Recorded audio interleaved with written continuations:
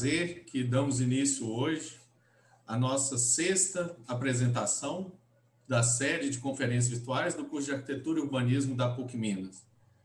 A disciplina Seminários 1, 2, 3 é realizada de forma integrada entre as unidades Coração Eucarístico e Praça da Liberdade, sendo essa integração adotada para também os futuros eventos presenciais. Devido à pandemia do Covid-19, a universidade optou pela realização das conferências em formato virtual, buscando resguardar a saúde dos estudantes, professores, funcionários e convidados. Nossa conferencista de hoje é a arquiteta Fabienne, do escritório Lapis, e o professor Diogo vai fazer a apresentação dela para vocês. Olá, Fabienne, tudo bem? Olá, tudo bem? Gostaria de convidar também o professor Diogo para participar aqui com a gente do nosso momento inicial. Bom, boa tarde a todos. Gostaria de introduzir a professora e arquiteta Fabienne Loyot. Ela é professora da Escola Nacional de Arquitetura de Paris, Belleville, e sócia do escritório de arquitetura Lapis, em Paris. Ela morou em Portugal de 2000 a 2005, e após ter trabalhado com o arquiteto Gonçalo Birne, integrando a equipe do escritório do OMA no projeto da Casa da Música do Porto. Ela trabalhou também no escritório do arquiteto Jean Nouvel, no Marrocos, e atualmente conduz uma pesquisa sobre iniciativas de transformação urbana, como parte do doutorado Villard de Ronecourt, da UAV, em Veneza. Fabienne, muito obrigado. E a gente também aproveita para agradecer por agora fazer parte do nosso programa de estágio internacional, e poder receber um estudante no seu escritório. Então, a gente te agradece muito, muito generosa. Fique à vontade para conduzir a palestra. Muito obrigada, então, por este convite. Ficamos muito contentes. Então, o Estúdio Lapis Arquitetura é um estúdio que tem 10 anos, que foi iniciado em Paris, depois de uma experiência bastante larga no estrangeiro, como o professor Diogo falou. E então, somos dois sócios, eu e o meu sócio, que é italiano, que se chama Salvatore John Liotta. Então, vou apresentar aqui um bocadinho a nossa forma de fazer, pensar arquitetura e a nossa filosofia. E esta conferência chama-se Architecture and Co-Individuality. Acabamos de fazer uma investigação sobre este novo conceito que chamamos co-individualidade, em português, poderíamos dizer, e que é uma nova forma de viver e compartilhar o espaço, não só no espaço da vivenda, mas também nos espaços dos equipamentos. E esta palavra, então, se poderia definir uma nova forma de viver e pensar o espaço depois de um período pós-individualista na hora da economia compartilhada. Espero que o meu português seja compreensível.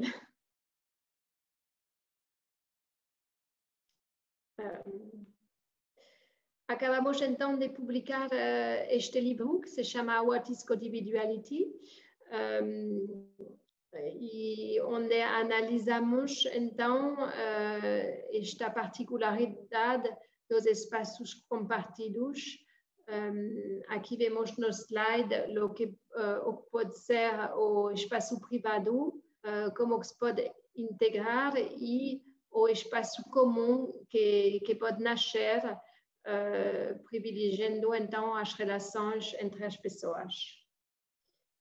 E então vou lhe mostrar na nossa prática como integramos este conceito na nossa prática. Aqui neste slide um bocadinho uma vista geral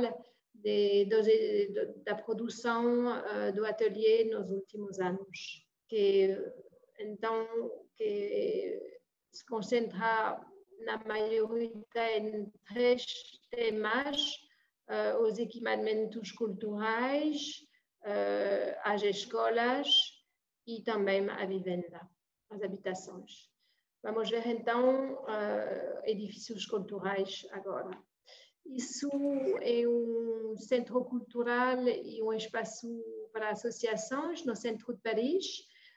Foi um do primeiro concurso que ganhamos e é um programa misto que se integra na cidade densa e construída, no bairro 15. Aqui pode ver o contexto e decidimos neste concurso marcar a ideia do espaço e do equipamento público. Aqui este programa misto tinha 2 componentes, um centro cultural no Rejeição e no primeiro andar e 4 níveis de habitação em cima. Mas a ideia não era de mostrar, de afirmar as habitações, mas de pôr em relieve mais o equipamento público. Foi o que se vê aqui nesta fotografia. E sempre com esta ideia da co-individualidade, de misturar as fronteiras entre espaço público e espaço privado.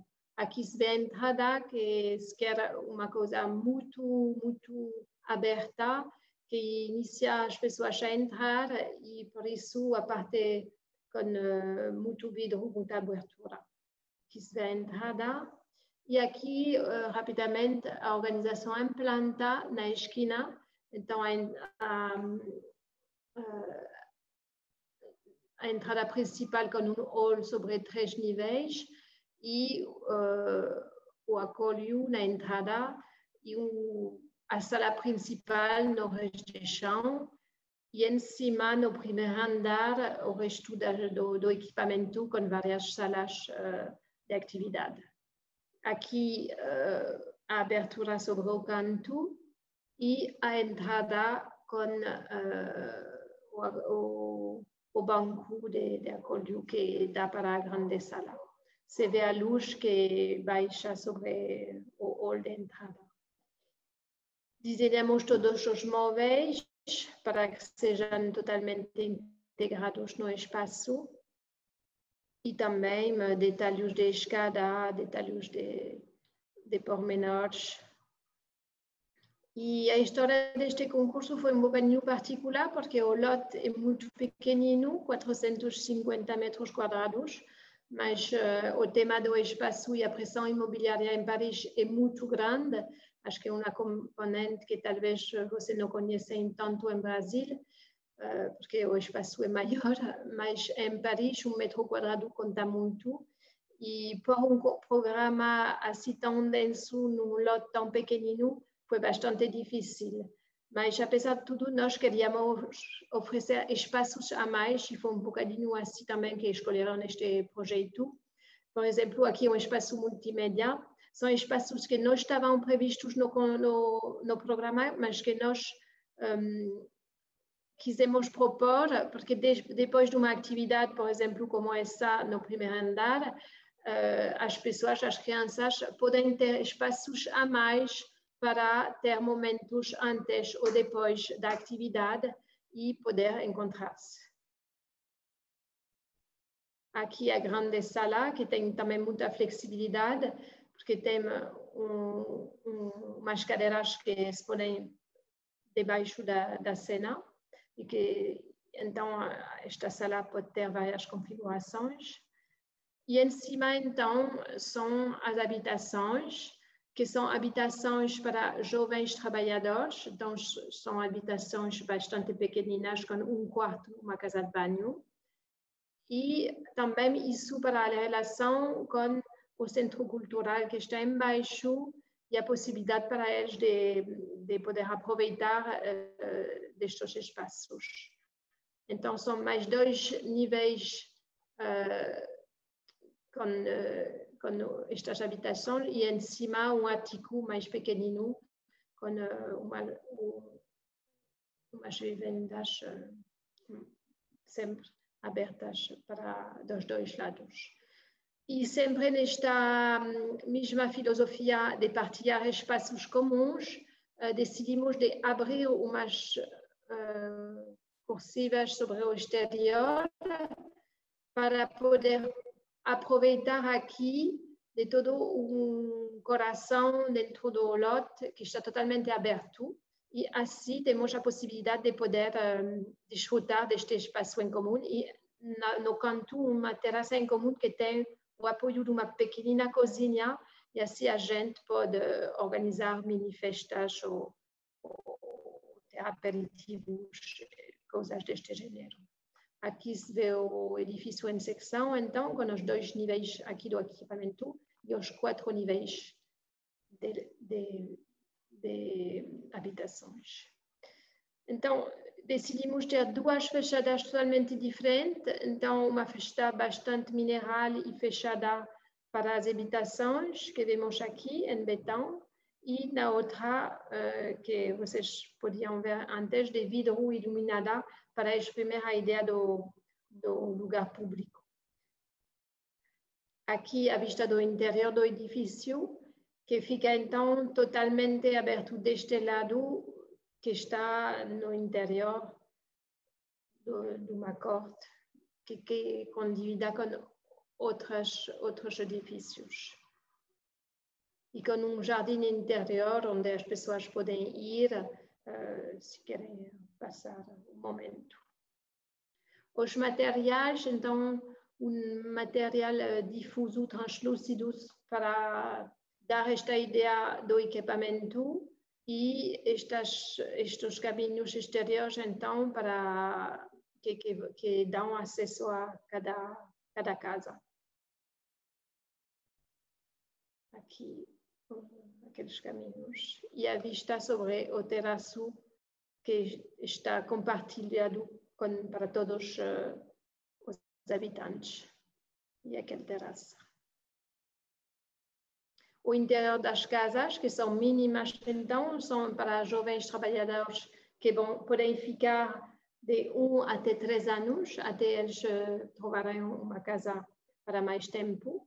Então, são bastante simples, mas sempre com 2 janelas que estão em frente para a ventilação natural. E uma boa parte tem varanda também. Então, são sempre a mesma tipologia, mas com algumas declinações. O segundo projeto cultural que queria apresentar é um projeto muito particular e muito único, que foi apresentado na Bienal de Veneza em 2016. O projeto precedente foi na Bienal de Veneza em 2014. E aquele trabalho foi bastante particular na Sicília. Foi criar um centro cultural numa aldeia uma aldeia histórica e que totalmente abandonada no sul da Sicília, muito cerca de Agrigento, que é um lugar UNESCO com a Vale dei Tempi. E então, cerca de um lugar turístico muito importante. Mas aquela cidade que tinha uma certa qualidade, com edifícios notáveis, infelizmente o seu centro histórico está totalmente decadente e quase em ruína. E fomos, então, é uma casa que tem uma cidade que tem 32 mil habitantes, com muitas casas ilegais, e uma tendência a que os jovens deixam a cidade porque não tem muito trabalho ali, e então um centro histórico um bocadinho abandonado. Então fomos chamados, foi através de um drama que aconteceu, 2 crianças morreram sobre uma casa que caiu. Foi assim que um notário da cidade decidiu transformar o centro e começou a comprar uma depois da outra as casas em ruínas para fazer um centro cultural. Este projeto que vou mostrar, então, ilustra novas formas de viver, de trabalhar e de socializar. Aqui se pode ver o impacto deste centro cultural na cidade histórica e aqui as parcelas que foram compradas, então, para o centro cultural, com a ideia de definir novos percursos para poder atravessar o centro cultural e viver de outra forma a cidade. Hoje em dia são 18.000 metros quadrados que são dedicados à arte, tem uma galeria de arte, espaços de coworking, residências de artista, uma escola de arquitetura para a criança, teatro, espaços compartidos e restaurante comunitário. Foi então este projeto do Farm Cultural Park, se chama, transformou então totalmente a cidade com uma ideia bastante simples de propor as paredes das casas como telas brancas para artistas. Então, aqui vemos o estado inicial e depois a reabilitação com os edifícios então que podem se transformar com a presença de novos artistas. Aqui vou mostrar uma série de antes e depois dos mesmos edifícios. E é bastante singular de ver aquela transformação. E é um projeto que está sempre em curso, que começamos em 2010 e que, por enquanto, não está terminado e vai continuar aos bocadinhos.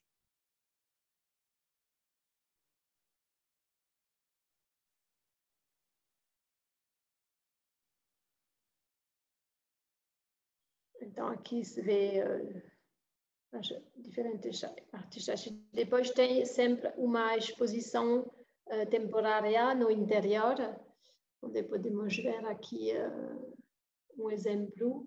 E uma coisa muito interessante é como esta parte da cidade estava quase abandonada, o Centro Cultural conseguiu investir também o espaço público. E ali começa a ser muito interessante, porque já não há fronteiras entre o espaço público e o espaço privado no interior da galeria, porque os eventos não só estão no interior, mas também no exterior.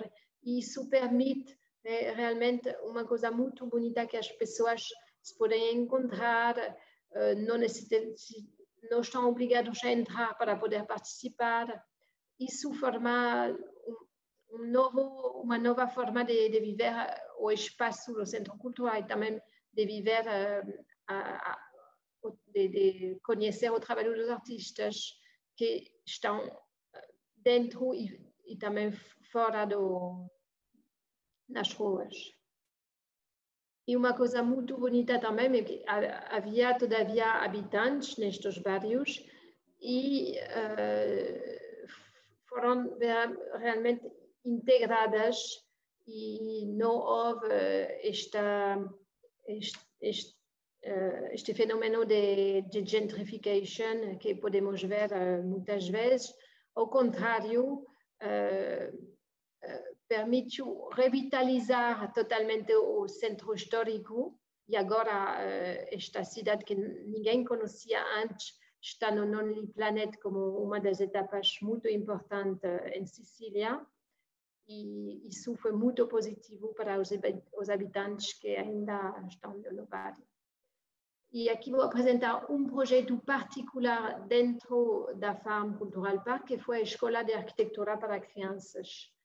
Então, a ideia foi, a ideia do gerente do Centro Cultural foi que temos que procurar a educação aos meninos que estão ali neste bairro, que é um bairro que não está muito rico, e então propor o melhor para estas crianças. E ele nos pediu de fazer um espaço dedicado às crianças no Centro Cultural. Pois então eu estava a dizer que nesta escola para crianças, então eles têm a sorte de ter uns arquitetos muito famosos que vão lá para explicar e difundir a arquitetura para aquelas crianças.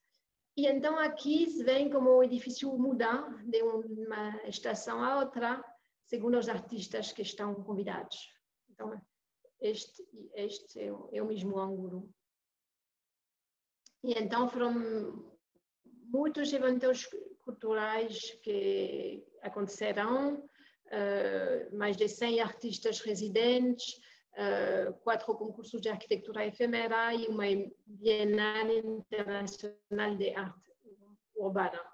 Um exemplo, então, que foi muito importante para a comunidade, a participação, e aqui se vê no meio o iniciador deste grande aventura que nos convidou, então, para fazer este projeto. E passamos, então, voltamos em Paris, na mediateca do Museu do Quai Branly, que foi construído pelo arquiteto Jean Nouvel, dentro do qual, dentro deste edifício, tivemos a sorte de poder reformar a livraria que fica em cima do edifício. E foi assim que nós fomos convidados para renovar, então, uns 1000 metros quadrados. A mediateca foi repensado e os espaços do museu, através de processo que chamamos desmaterialização seletiva, através da materialidade da madeira, com as cores que utilizava o Jean Nouvel. A ideia era de propor, através de transparência e intimidade, que são os elementos em torno dos quais se articula a reorganização das superfícies. Foi um projeto interior, então, um projeto de desenho e o projeto repensa não apenas o layout dos espaços, mas também a sua identidade visual, a ergonomia e a funcionalidade dos móveis. Então, este conceito de dematerialização seletiva que utilizamos permite que o interior dos espaços seja visto, mas preservando a sua intimidade. O conceito está de acordo com o museu existente, com o uso da madeira do amarante, que já estava presente no projeto inicial. A mediateca compreende 5 espaços: o hall de entrada, que vimos antes, a sala de revisão, o hall de entrada que está aqui, uma área de consulta de arquivos e áreas de estudo individual e coletivo. Aqui se vê um estudo individual, por exemplo. A ideia geral é que toda a biblioteca não é apenas dedicada à leitura e consulta, mas que é um lugar de encontro e também de intercâmbio. Então, todos são desenhados a medidas para ficar totalmente integrada no espaço. E acabamos aqui em Paris outra vez, no Collège de France, que fica no Rio Sena. E aqui, no rez-de-chão do edifício, tivemos a sorte de reabilitar dentro do edifício histórico a Salle de la Comtesse de Caen, que é uma sala histórica onde se tinha umas representações, que agora é um museu, e fizemos o interior. Aqui vou lhe mostrar a nossa intervenção aqui. Então, hoje a ideia foi dar uma unidade a todo o projeto com uma cor só, que ia pôr em relievo as obras expostas, mas também as pinturas que estavam presentes nos teitos. Aqui se vê a primeira exposição depois da abertura.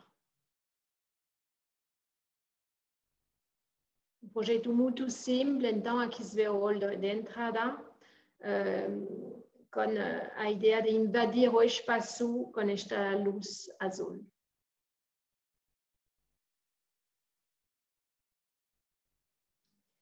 E agora vou apresentar um projeto que fizemos no Egito, que é o Centro Cultural de Arqueologia Oriental. A França tem 5 lugares de arqueologia no mundo: Atenas, Cairo, Phnom Penh e também a Roma. E então fomos chamados para um concurso em Egito, e foi a proposta que fizemos para uma outra biblioteca no centro do Cairo. E esta biblioteca tinha que ser ao lado do Instituto Francês, e então era um palácio original e patrimonial do 18. E então a ideia, havia um jardim aqui muito bonito, há muito pouco jardim no Cairo, e a ideia era propor um edifício muito compacto para deixar ao máximo viver aquele jardim. Então aqui se vê, e então isso dá esta fachada, que deixa então a fachada do edifício histórico com a sua magnificência. Aqui a entrada, e decidimos também usar esta cor um bocadinho amarela, porque todo o Cairo está com esta cor de sábia, de areia, e quisemos ser integrados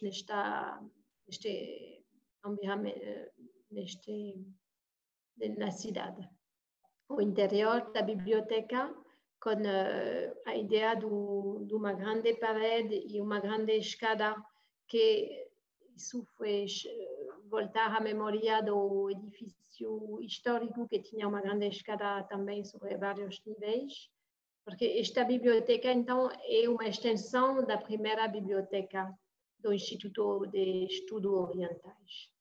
E espaços para investigadores, onde eles podem ver, e tem espaços também para compartilhar, para se encontrar, como eu estava a explicar antes. E passamos então à parte do nosso trabalho, que é muito importante também, que são as escolas. Trabalhamos agora em Marrocos, no Liceu Francês de Meknès, que é uma cidade um bocadinho ao sul de Fez, uma cidade real, e ali era uma caserna, historicamente, que foi transformada em liceu, e nós estamos a construir três edifícios: um centro cultural, que está aqui, um edifício para todo o ensinamento técnico, e também aqui era um internato existente, e estamos aqui a fazer a extensão deste internato. E então isso é a parte de ensinamento técnico do liceu, com salas de ciências, de química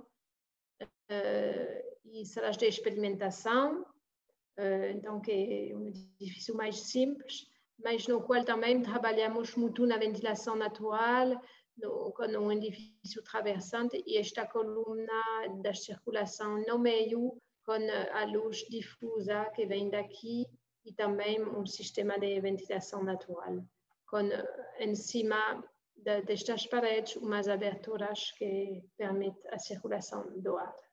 E aqui o edifício do internato, que então esta parte da extensão, este é existente, e fizemos solamente aqui um espaço para os alunos, para ter espaços recreativos para se encontrar, e aqui as habitações. E aqui se vê o conceito, então são quartos para 2 pessoas, e fizemos uma imbricação da parte da cama para ter alguma intimidade, mas também ter maior espaço para estar e para trabalhar. Então, cada habitação tem várias possibilidades de organização e tem acesso a uma casa de banho que está compartilhada com a outra habitação. E sempre com grande estudo sobre o desenvolvimento sustentáveis, com brise-soleil que permite no inverno de ter a luz que vai entrar muito e no verão que permite que o sol não bate diretamente no interior. Aqui a imbricação dos quartos. E aqui passamos em Madrid, onde estamos a construir aqui a extensão do liceu existente que está aqui. Então, é um projeto bastante grande, de mais de 8.000 metros quadrados. Estamos a añadir 3 edifícios, uma biblioteca, aqui um edifício de ciências e um ginásio aqui. É um lote muito grande também e é uma escola que está num grande parque no centro de Madrid.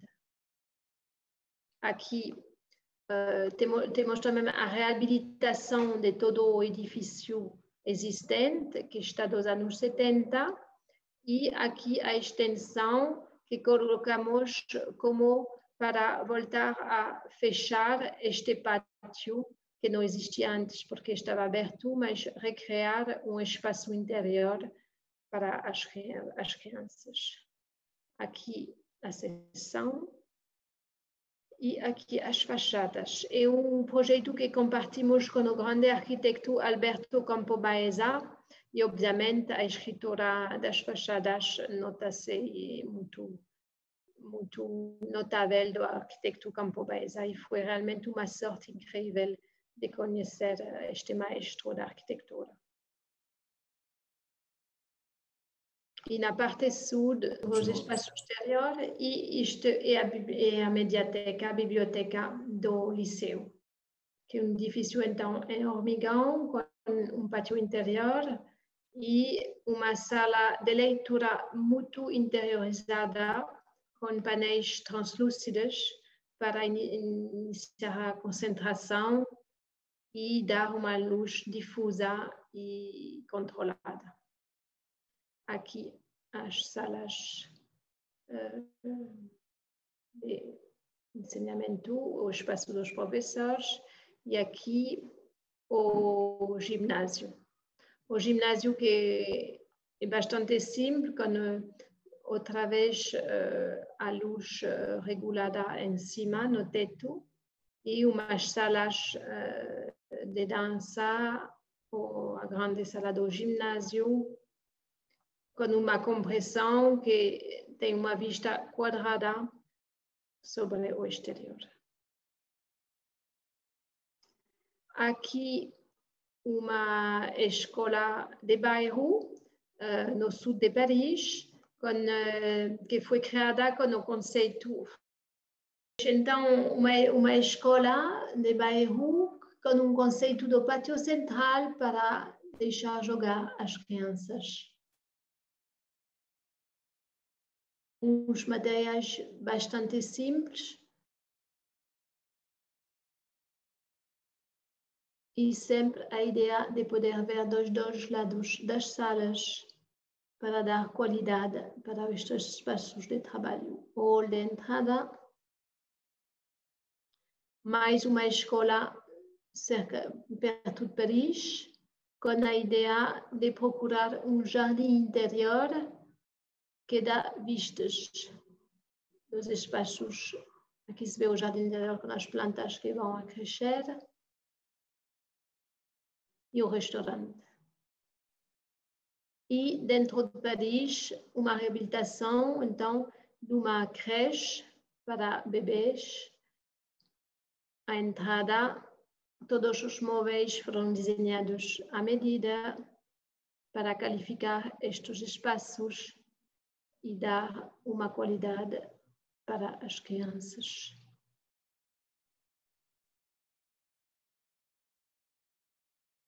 E agora passamos na seção das habitações. Este projeto foi feito em Milão e foi a experimentação à escala 1 do conceito de co-individualidade numa casa. Então foram propostas 3 quartos de habitações e um espaço coletivo para ter reuniões, coworking, para se encontrar, para cozinhar. Então espaços para compartilhar um jantar e espaços de reunião. E aqui estão os quartos, que são como cápsulas que estão iluminados de noite.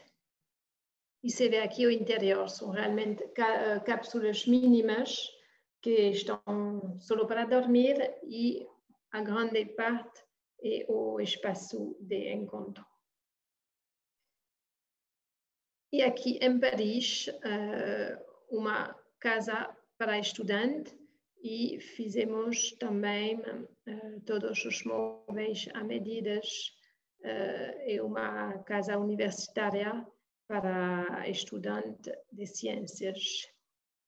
E o último projeto que vou apresentar foi um projeto bastante particular, um caso emblemático na Europa, e tivemos o privilégio de ter podido participar, e com o arquiteto Kengo Kuma na equipa, uma grande parte da cidade de Milano, no centro, que estava com uma parte abandonada, que era ferroviária, e usamos uma malha de software que usa inteligência artificial para poder propor diferentes cenários e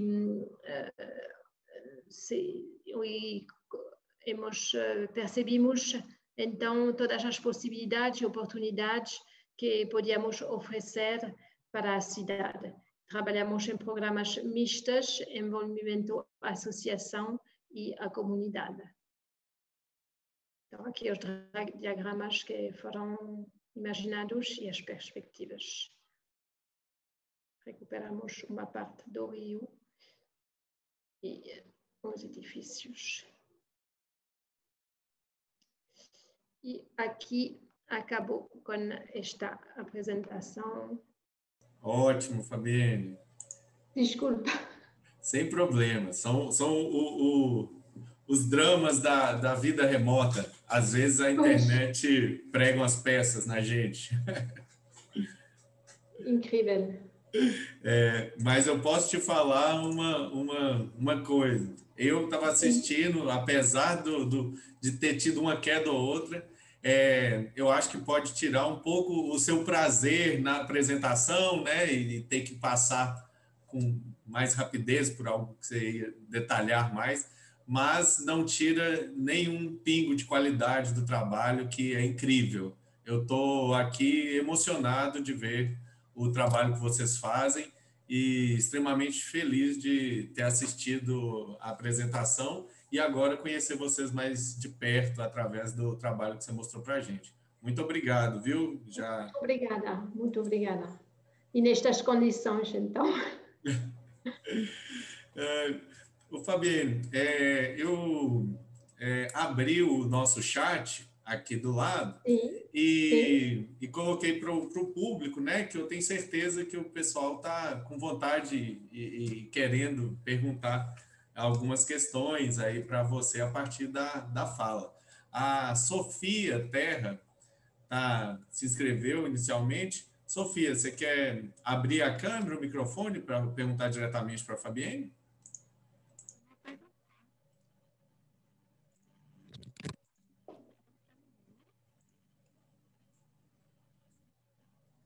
Não estou a ouvir.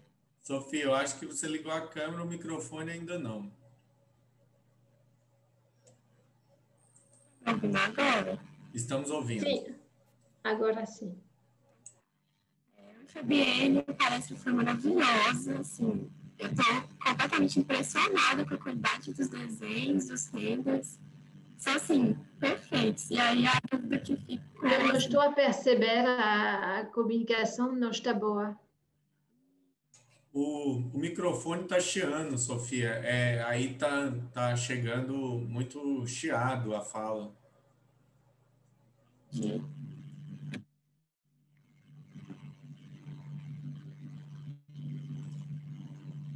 Agora está melhor?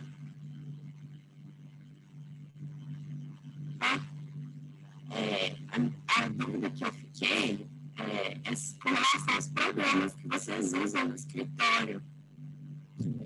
A qualidade dos desenhos é, assim, impressionante, maravilhoso. E aí foi isso que eu queria saber mais sobre. Tá joia. Fabienne, Muito obrigada. Sim. deu para entender a fala da Sofia? Não muito, Tá. não muito. Se quiser repetir. Sim, a Sofia, ela primeiro parabenizou pela qualidade dos projetos e destacou a grande qualidade da representação gráfica, né? Dos diagramas, dos desenhos, da representação como um todo, das perspectivas, e estava perguntando qual tipo de estratégia, de técnica, de software que vocês utilizam no desenvolvimento gráfico aí dentro do escritório. Pois tentamos ter uma atenção para a representação técnica, de facto, e usamos software do AutoCAD até o BIM com Revit e software também de representação em 3D, como o Rhinoceros ou 3D Max, não sei bem os nomes em português. Mas, pois, os programas, mas para além dos programas, tentamos dar o nosso toque, a nossa forma de desenhar, que seja pessoal e também para poder comunicar o projeto da melhor forma.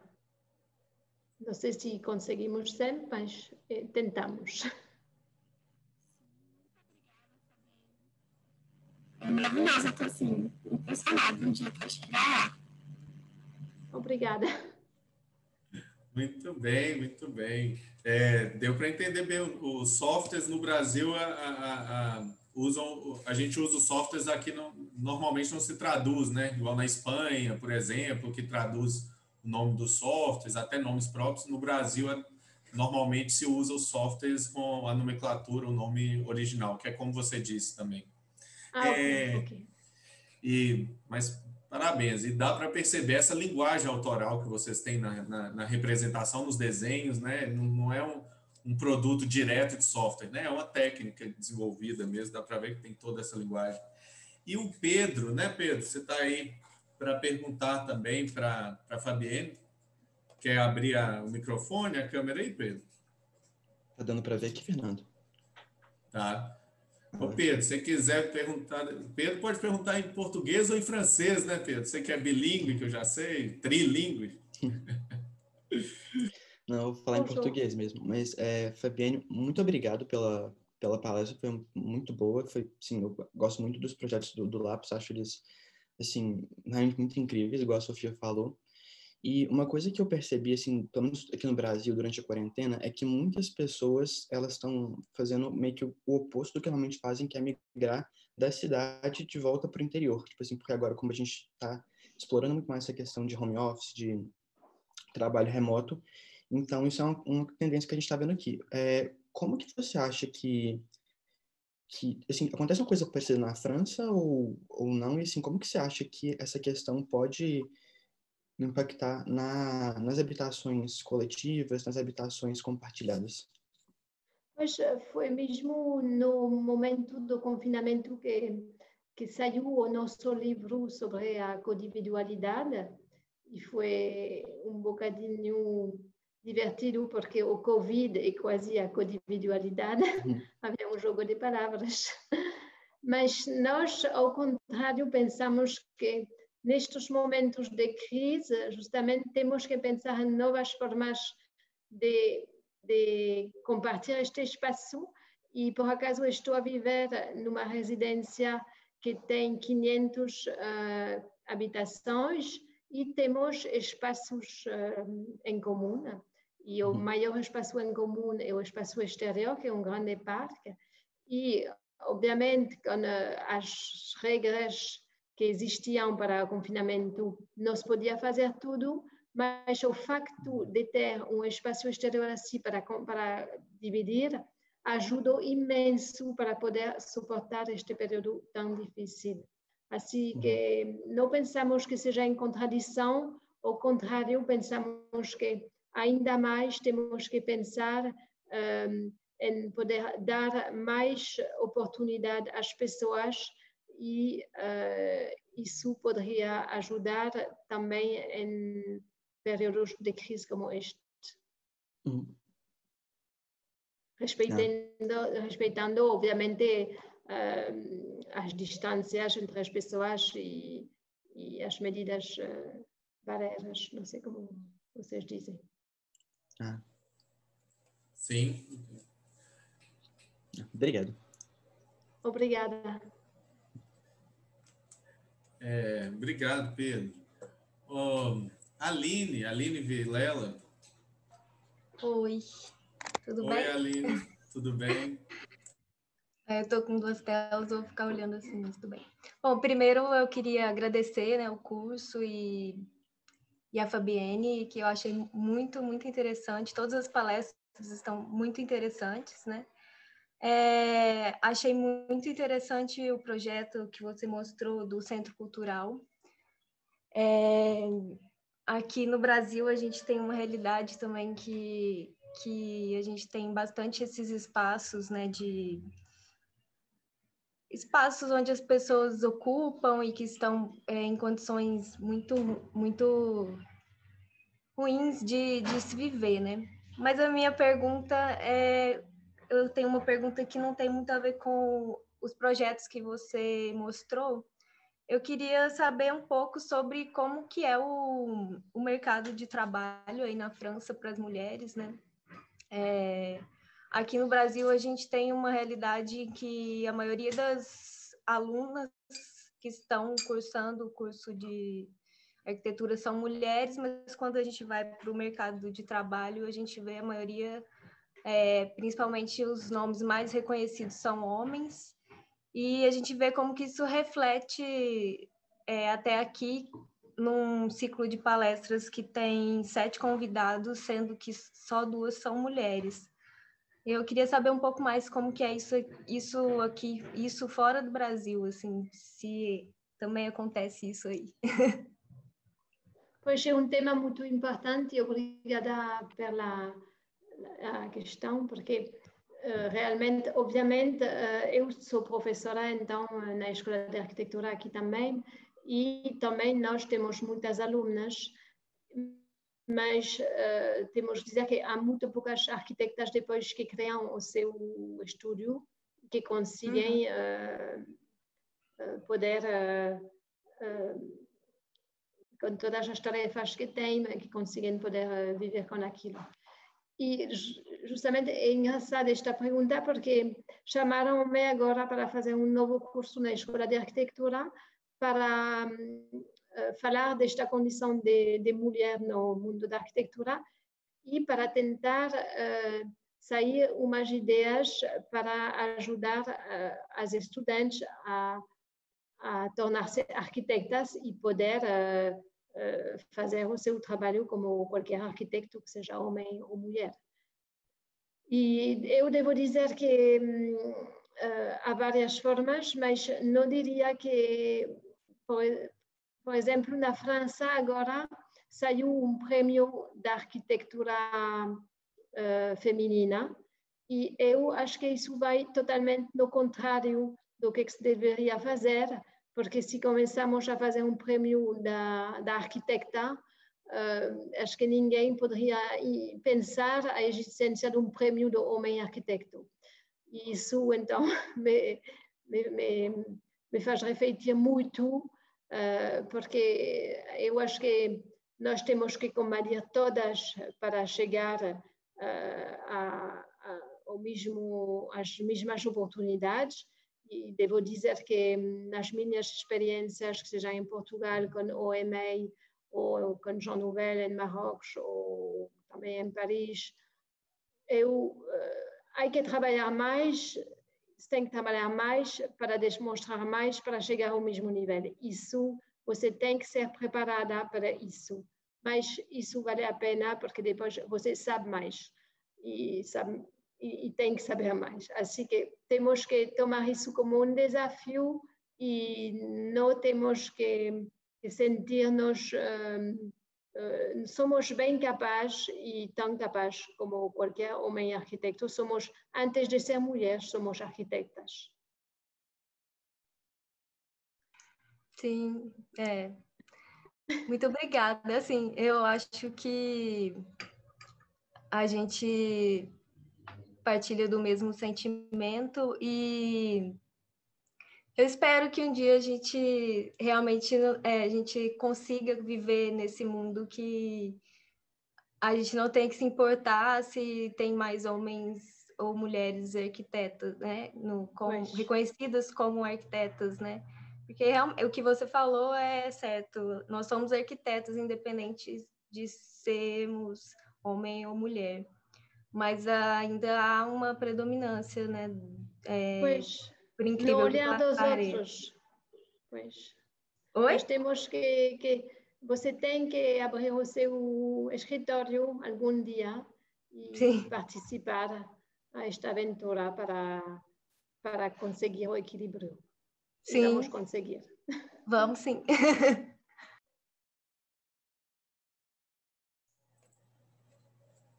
Muito obrigado, Aline. E sorte a nossa termos tantas mulheres para a gente conviver e para tornar a gente melhor cada dia. Eu, pelo menos, estou nessa luta aí. Me ajudem. Obrigada. Mas não é simples, não. A gente tem que lembrar todo dia de querer ser melhor e para não ser machista, para tentar ser menos machista, né? Vamos continuar aqui com mais uma mulher perguntando, né? Lília, fala para Fabienne. Fabienne, primeiro eu queria agradecer a palestra, foi incrível, assim. Eu já tinha dado uma olhada no seu site, eu tinha amado todos os projetos. E agora, com essa palestra, eu acho que ficou mais claro ainda, né, como que é a forma de projetar que vocês usam. E uma coisa que eu percebi foi que você tem muitos projetos em diferentes países, né? Você citou em Marrocos, você citou na Itália também, né? E eu queria saber como que é a questão de legislação. Porque aqui no Brasil, a gente que vive aqui, que faz projeto, a gente tem um pouco de dificuldade de lidar com as questões técnicas, né? Com a questão da legislação mesmo.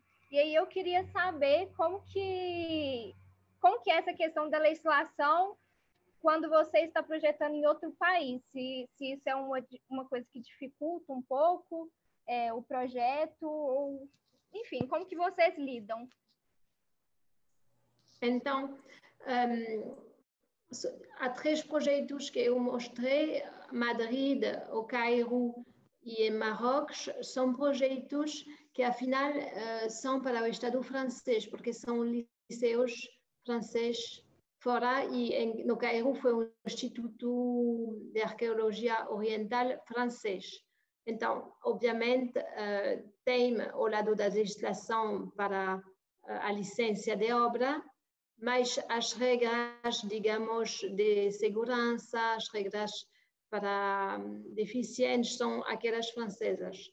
Mas para as licenças, temos sempre que nos associar com um arquiteto local. E com a ajuda do arquiteto local, conseguimos fazer o pedido das licenças de obra.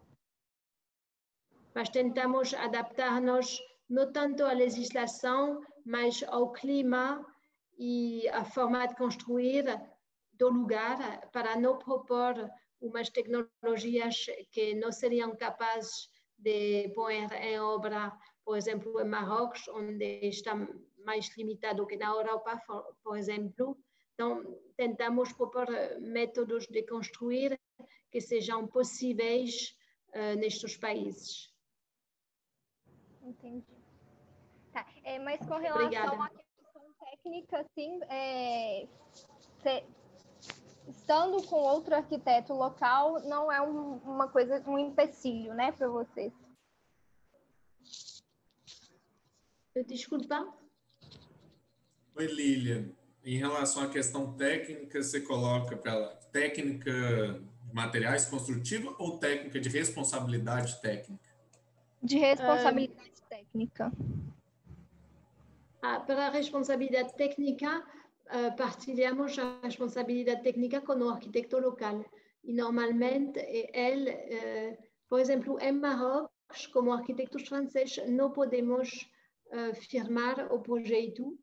É o arquiteto marroquino que tem que firmar o projeto. Nós não podemos. Depende dos países. Em Madrid não tem problema nenhum, porque estamos na União Europeia, então é como se estávamos em França. E no Cairo, acho que é mais no sistema anglo-saxão e vamos fazer metade. Entendi. Legal. Obrigada, Fabienne. Muito obrigada, Lilian. Ô, Fabienne, se você quiser tentar ligar a câmera novamente, eu estou sentindo que a conexão deu uma estabilizada. Pois, agora que está terminado. Mas a gente temos um tempo ainda e eu acho que a conversa aqui tá boa e às vezes é até mais importante do que apenas ver os projetos. Pessoal, então vou pedir para quem tiver mais questões, pode colocar aí no chat para a gente também.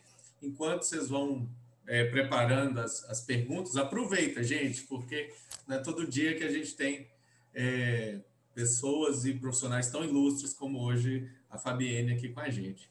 Fabienne, eu vou fazer uma pergunta, então, que em cima disso que a Lília falou um pouco, né, que são questões de adaptação a locais diferentes com o projeto, né? A gente sabe que Paris tem um clima específico e tem uma série de métodos e tecnologias construtivas, né, que já são mais usuais e que você consegue aplicar com mais facilidade, mesmo aquelas que não são tão usuais, mas tem essas tecnologias disponíveis.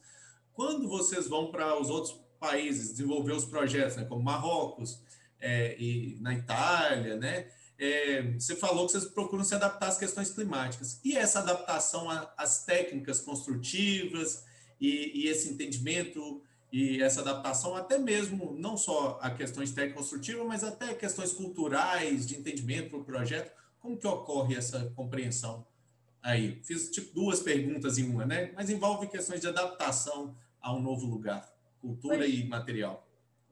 Tentamos perceber o meio cultural no qual nós estamos a projetar. É uma coisa muito importante de construir edifícios que sejam em diálogo com o espaço que está a acolher.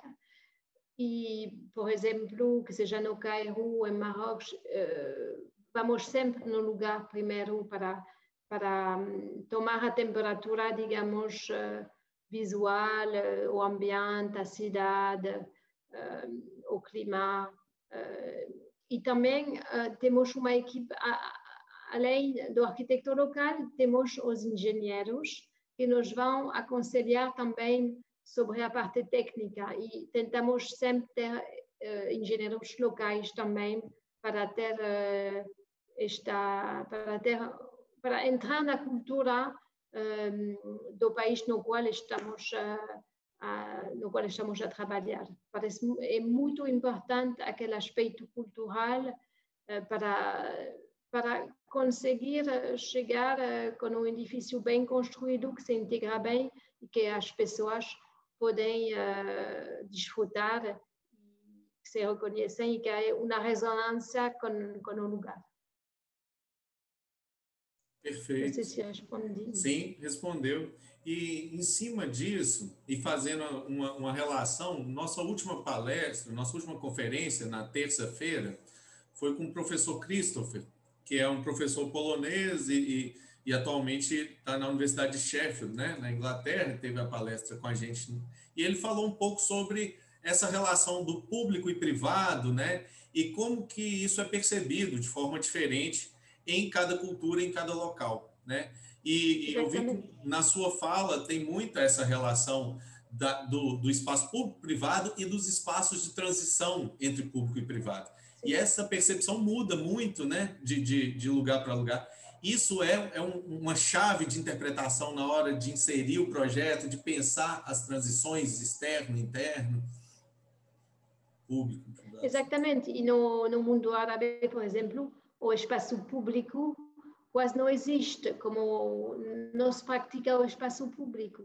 E é um bocadinho quisemos dar no pátio interior do Centro Cultural em Meknes, de voltar a dar um espaço exterior para compartilhar. Mas o que você está a dizer é mesmo assim.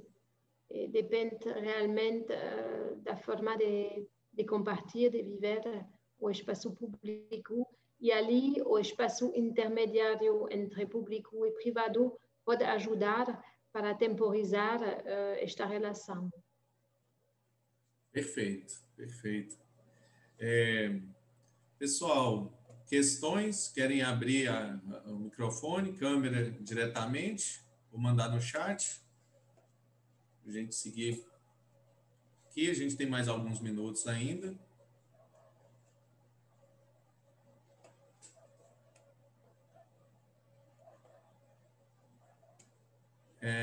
Laura, pode abrir, Laura, o microfone, a câmera. Oi, cheguei. Oi, Fabiane, tudo bem? Então, tudo primeiro bem. eu queria agradecer, foi uma ótima palestra, adorei, muito inspiradora. Eu fiquei com uma dúvida, na verdade, meio que pegando um pouco da pergunta do Fernando, da última, eu queria saber como que se existe alguma diferença, e se sim, qual que é a diferença da relação das pessoas com a obra, com o edifício, com o que está construído, né? Nos diferentes países. Eu queria saber se vocês levam isso em consideração, se isso realmente existe, ou sei lá. Deu para entender a pergunta? Como dizia, levamos em consideração o caráter cultural, mas depois nós experimentamos que quando damos às pessoas um espaço para poder desfrutar, não é assim tão diferente. Se o espaço for na boa dimensão, na boa proporção, é vivido, que seja em Madrid, em Paris ou no Cairo. Tem muito a ver com a qualidade do espaço de arquitetura e isso acho que é uma coisa universal. Sim, a minha dúvida era essa, assim, se esse bem-estar é universal ou se diferencia, né, dos países, mas você respondeu certinho. Obrigada. Obrigada. Pessoal, vamos colocando mais alguma pergunta aí, se mais alguém quiser falar. Enquanto vocês vão colocando, acho que a gente pode ir até mais uns 10, 15 minutos, sem problema. Fabiane, eu vou aproveitar e completar agora, passar um tema, se você, sobre os usos, né? E essa relação de usos dos edifícios. Você mostrou para a gente escolas, centros culturais, né? Espaços habitacionais, e mostrou também edifícios de uso misto, né? Como o primeiro edifício que você mostrou, que tinha em Paris, que tinha a base do edifício como um espaço de transição, um edifício de uso mais coletivo, né? Cultural, e por cima as habitações dos trabalhadores.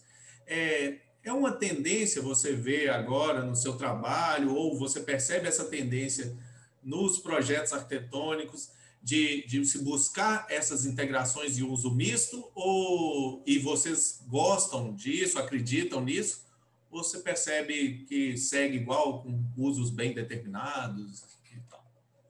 Falar um pouco sobre Sim, nós acreditamos muito na abertura dos programas para outros programas, porque isso dá muita riqueza, tanto ao nível arquitetônico, que ao nível de uso e ao nível da comunidade e da possibilidade de fazer crescer cada programa através desta mistura, poderíamos dizer. E é muito interessante ter a oportunidade de trabalhar sobre programas que misturam escolas, habitação,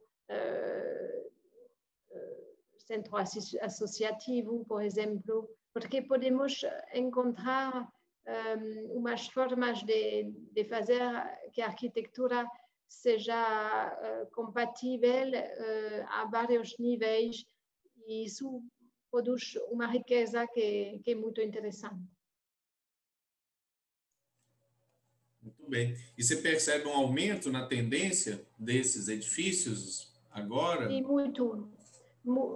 Nas cidades europeias, a pressão imobiliária é muito, muito forte.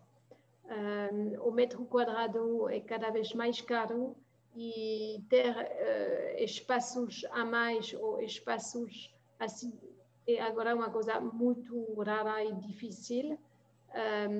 E há uma tendência dos políticos para transformar umas zonas, por exemplo, as zonas ferroviárias, como mostrei em Milão, também em Paris, há muitas que foram convertidas em áreas culturais, e isso acho que é muito positivo para a cidade, porque é como uma reconquista de umas áreas que estavam desperdidas, porque as atividades que estavam lá já não existem, ou já não se faz nada, e em vez de dar isso a outros promotores para construir cada vez mais, é muito importante para o bom viver das cidades, para poder caminhar na rua, para poder estar fora sem problemas. É muito importante pensar cada vez mais no espaço público.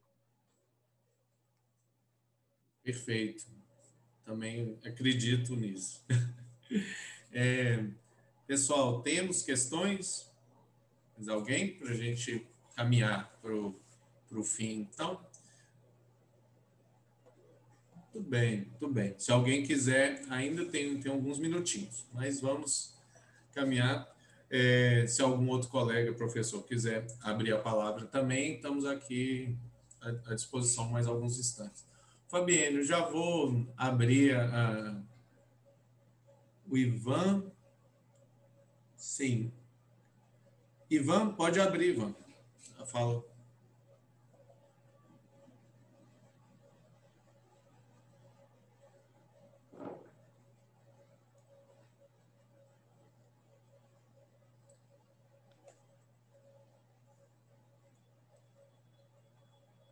Ainda não escuto, Ivan.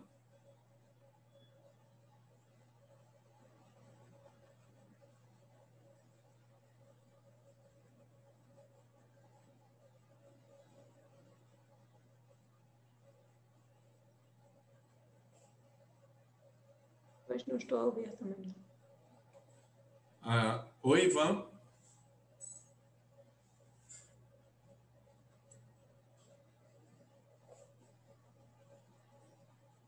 Você verificou se você desmutou o microfone? Agora apareceu a imagem, o microfone que não está vindo o áudio. Você escuta a gente? Sim. Será que você tem uma opção aí de desmutar o áudio?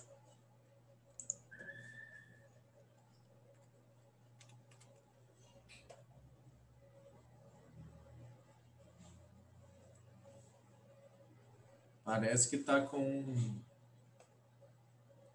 Eu vou te perguntar se você quer liberar o áudio, Ivan. Vê se chegou uma opção para você a mais aí. Para mim, parece que o áudio seu está liberado. Se você puder digitar, Ivan, aí a gente repassa sua questão aqui.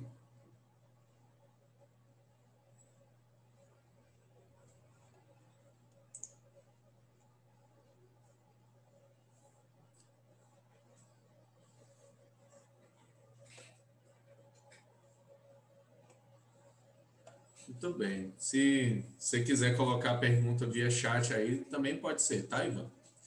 Ô, Fabienne,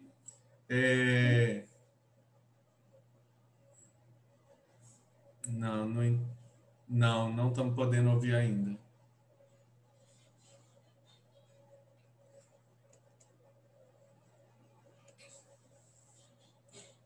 Acho que a gente pode... Não, ainda não. Oi, Vans. Não. Tenta digitar a pergunta, que aí a gente vê por aqui. Pode ser?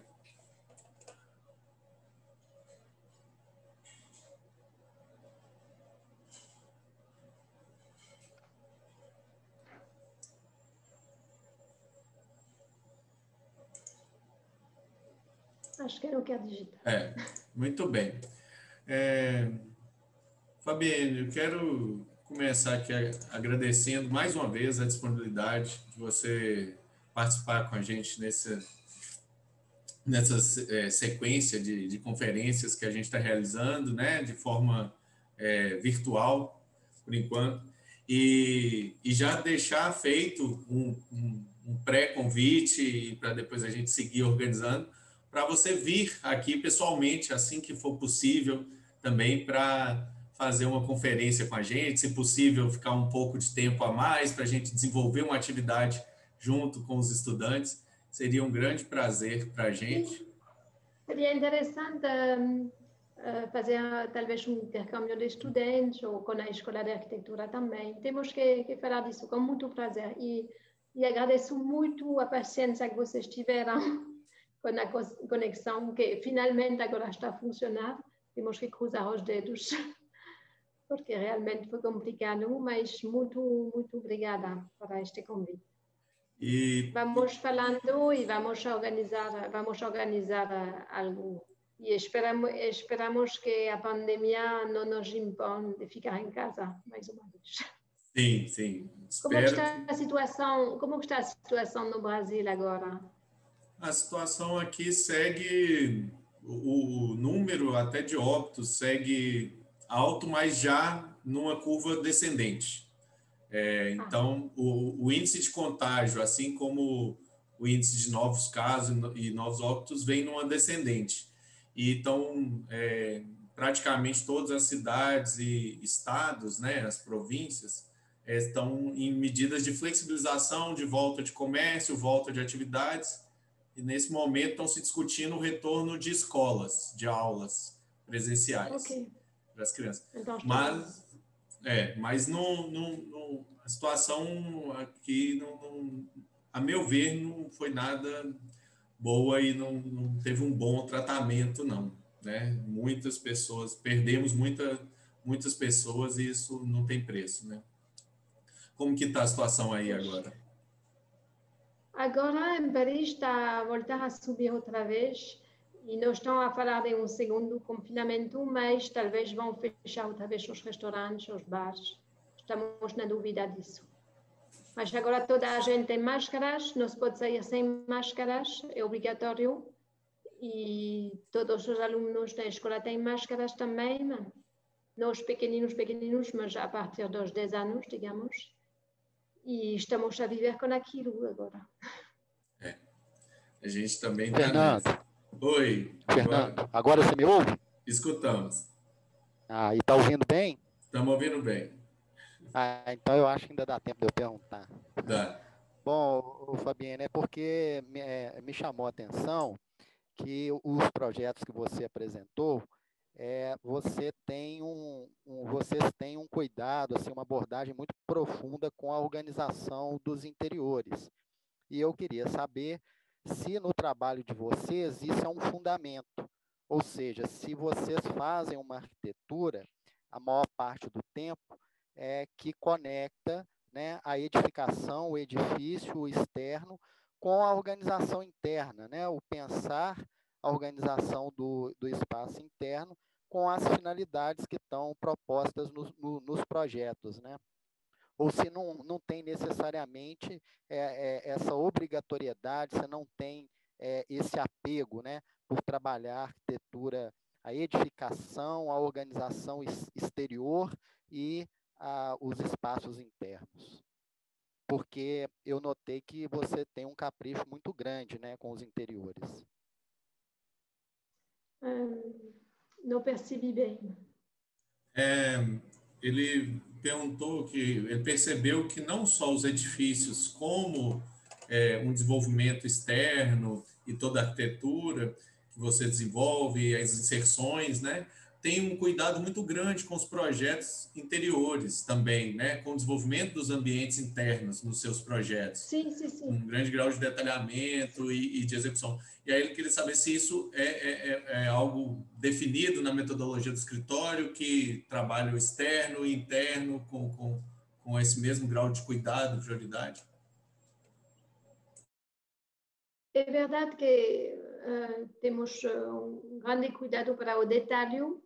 Foi também uma herança da experiência que eu tive em Portugal, quando trabalhei com os arquitetos portugueses, que têm um cuidado muito grande para este tema. Mas eu diria que vemos isso como uma continuidade do exterior até o interior, e que, afinal, se pensa como um todo. E, por isso, como a implantação, como o detalhe, são duas coisas muito importantes que, segundo as escalas, que dialogam entre elas e formam a arquitetura.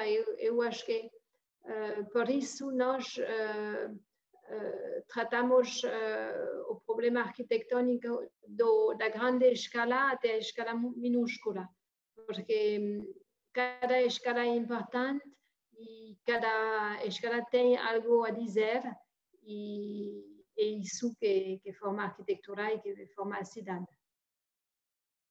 Ok, obrigado. Obrigada.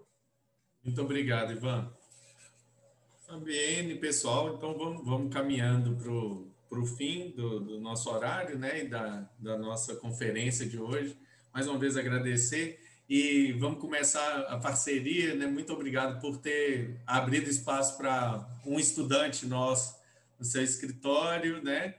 Espero que essa seja sim, temos que falar porque não conseguimos descarregar todas as candidaturas. Temos que voltar a falar sobre isso. Mas com muito prazer. Ótimo. Não sei se eles muito estão bem. aqui, mas com muito prazer para acolher alguém da universidade. Eu imagino que alguns devam estar aí. Se você quiser agora, deixo a palavra com você, se você quiser fazer uma despedida ou alguma fala final, e eu vou ficando por aqui. Muito obrigado. Muito obrigada.